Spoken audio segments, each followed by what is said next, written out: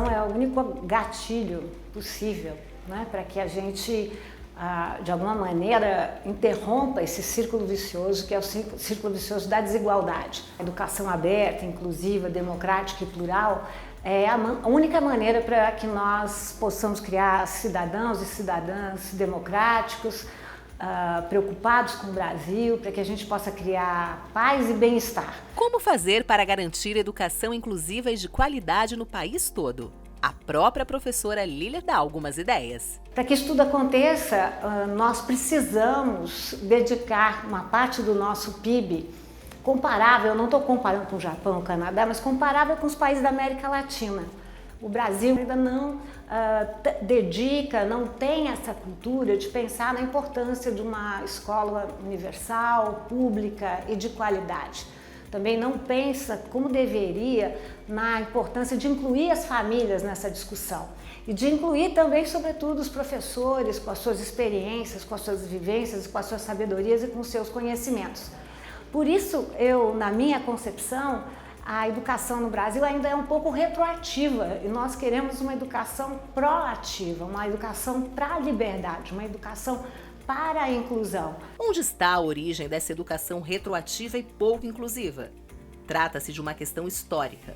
E a própria professora Lília lembra que muitas vezes os livros só contaram um lado da história. Eu não acredito em história única, né? Eu acredito em história plural. E acho que durante muito tempo a nossa história foi muito masculina, muito colonial e imperial e muito sudestina. Quais são as perguntas que nós temos feito ao passado? As perguntas sobre direitos civis, as perguntas sobre questões de gênero e sexo, sobre questões raciais, sobre questões sobre feminismo, sobre as mulheres. Temos indagado o machismo da nossa sociedade, essa sociedade que é tão patriarcal.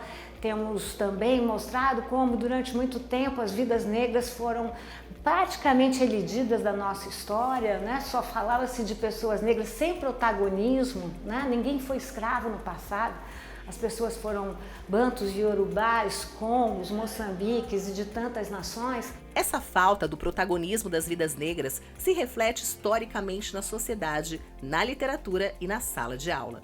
Mas essa realidade tem mudado de uns tempos para cá, graças à luta do movimento negro. Os avanços que acontecem no sentido de inclusão de autores negros, de conteúdos negros, dentro de uma sala de aula ou no currículo escolar, eu posso dizer que é fruto de uma luta.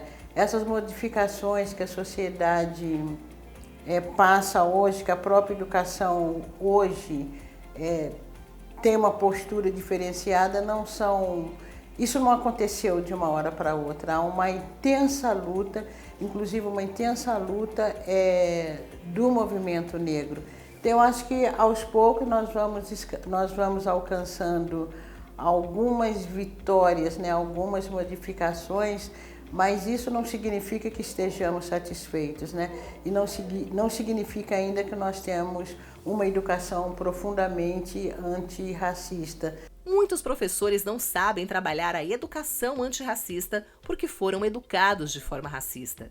Então é preciso quebrar esse círculo vicioso no ninho, introduzindo o antirracismo e o respeito às diferenças desde a primeira infância. Tem que dar uma educação na escola para a criança poder conviver com as diferenças, as diversidades, descobrir que as diferenças faz parte de nossa riqueza coletiva. Sem diferença entre eu e você, não existe. Você não existe. Mas porque as diferenças devem ser degradadas em superioridade e inferioridade. Então, isso aqui, a educação tem que trabalhar isso. A educação antirracista, que mostra a riqueza de nossas diferenças da diversidade. Mas, infelizmente, os educadores, muitos não sabem como trabalhar isso, porque eles também receberam uma educação racista. Independentemente do contexto, a postura do professor ou da professora sempre fica na memória do aluno, como lembra o professor Leandro Carnal. Eu começo a educar quando eu entro na sala de aula. Eu começo a educar olhando para o meu aluno, administrando perguntas, respeitando divergências, jamais incentivando qualquer forma de bullying. Eu começo não demonstrando preconceitos com diferenças de qualquer tipo na sala. Eu começo falando de respeito às regras. Isso vai ficar. Isso é um modelo estruturado e estruturante. Se ele lembra exatamente qual é a capital da Mongólia, ou qual rio atravessa o Equador 2 vezes, ou a extensão do Nilo, isso é um pouquinho menos relevante. Mais importante é estimular a humanidade, a cidadania e a capacidade crítica de conviver com a diversidade. Educação de qualidade gratuita é um direito que deve ser assegurado a todas as pessoas, independentemente de sua condição social. Quando eu falo de projeto nacional, de projeto que atinge a maioria da população, temos que pensar seriamente em um ensino gratuito e acessível, porque para muitas classes sociais não existe opção.